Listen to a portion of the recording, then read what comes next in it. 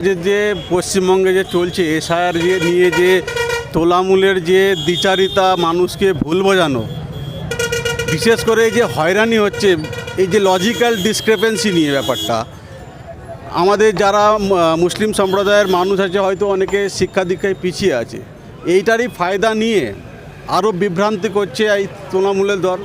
তাদের এত ভুরি ভুরি কেন নাম আসছে আমরা দেখেছি। ইভেন আমার মেয়েরও এলডিতে নাম এসেছে, আমি জানি কেন।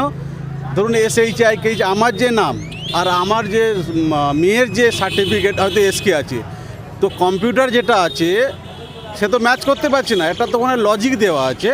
সেই যে লজিক্যাল ডিসক্রিপেন্সি, এটা তো হিউম্যান নয়, ওটা যেভাবে সেট করা আছে সেইভাবে হচ্ছে। আর এই যে লজিক্যাল ডিসক্রিপেন্সি এমন বলছে না ইলেকশন কমিশন যে সবার নাম বাদ হয়ে যাবে। লজিক্যাল ডিসক্রিপেন্সি মানে এই নয় যে ভোটারের ডিসক্রিপেন্সির নাম এসে সেগুলো বাদ চলে যাবে, সেটা বলছে না। ওইগুলোকে শুধরে নিতে হবে, সেই কাজটাই চলছে। কিন্তু এইটারই ফায়দা নিতে চাইছে আমাদের মমতার তৃণমূল সরকার এবং তার বাহিনী। আজকের এই পরিবর্তন সভাতে আপনারা মূলত কোন কোন বিষয়গুলো তুলে ধরলেন? ধরছি যে এখন যে মাইনরিটি সম্প্রদায়, যা বিশেষ করে আমাদের পশ্চিমবঙ্গের যে কালচার, এই 34 বছর আগে দেখেছি যে যে নিয়ন্ত্রকের ভূমিকা পালন করে এই পশ্চিমবঙ্গের রাজনীতিতে, সেটার একটা মাত্র বড় যে অংশ, নির্ণায়ক শক্তি, সেটা হচ্ছে মুসলিম সম্প্রদায়, যে প্রায় 34 থেকে 40% আছে এখানে। তো সেই যে শক্তি, সেই শক্তি তোলামূলে কুক্ষিগত করে রেখেছিলেন। কিন্তু আমরা বিভিন্ন জায়গায় দেখেছি যে মুসলিমদের সঙ্গে যে ধোঁকাবাজি করেছে।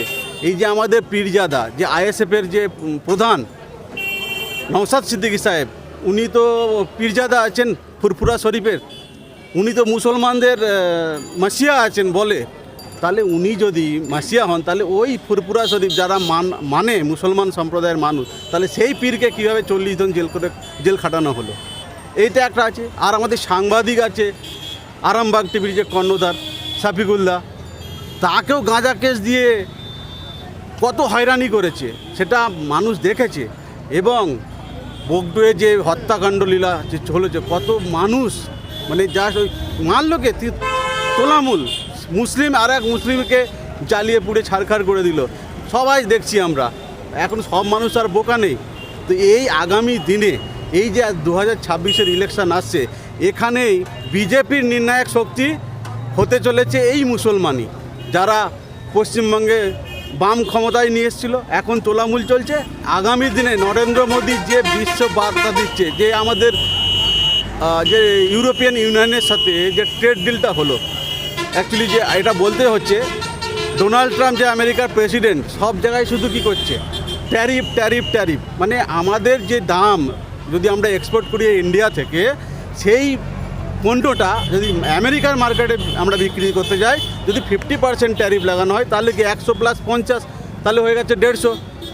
সেই অন্যান্য কান্ট্রি কিন্তু সেরকম ট্যারিফ নেই, তাহলে আমরা সেই মোকাবিলা করতে পারবো না, মানে বিশ্ববাজারে টিকে থাকতে পারবো না। সেই জন্য কিন্তু ডোনাল্ড ট্রাম্প পর্যন্ত আমেরিকা যে আছে হোয়াইট হাউস থেকে ফোন করেছিলেন নরেন্দ্র মোদীজিকে, উনি কিন্তু ফোন রিসিভ করেননি।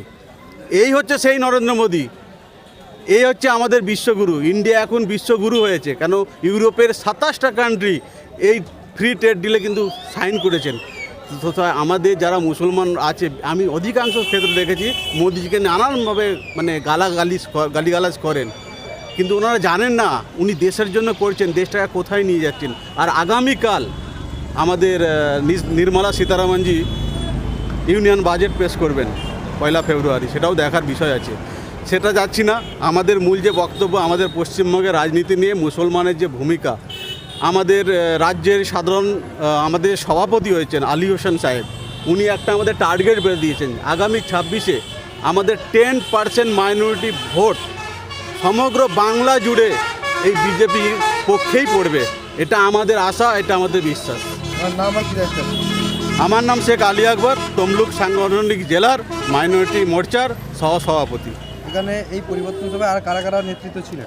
এই পরিবর্তন সভায় নেতৃত্ব দিয়েছেন সংখ্যালঘু মোর্চারই সভাপতি, এখন মাননীয় আইনজীবী সাদ্দাম হোসেন ছিলেন, এখানকার জেলার সভাপতি বিশিষ্ট আইনজীবী মলয় সিনহা মহোদয় ছিলেন, আমাদের রাজ্যের সংখ্যালঘু মোর্চার জিএস বা সাধারণ সম্পাদক কামাল হোসেন সাহেব ছিলেন। এছাড়া এখানকার যে মণ্ডল সভাপতি শাহাবুল আলী আছেন, আমাদের ভারতীয় জনতা পার্টির মাইনরিটি মোর্চার কোষাধ্যক্ষ হাসিবুল ভাই, এবং রাজীব জৈন মহাশয় কোলাঘাট থেকে এসেছিলেন, উনিও এই রাজ্যের একটা আমাদের জেলার একটা পদে আছেন। তো বিভিন্ন শুধু মাইনরিটি নয়, এখানে একটা নূরজাহান বলে একজন ছিলেন মহিলা মোর্চারই। নূরজাহান মানে কি? নূর আলো, জাহান মানে বিশ্ব, মানে জগতের আলো। এই সবাই আলোকিত করে বসেছিল নূরজাহান দিয়ে। আপনার নাম আর কি দায়িত্ব আছে? কার?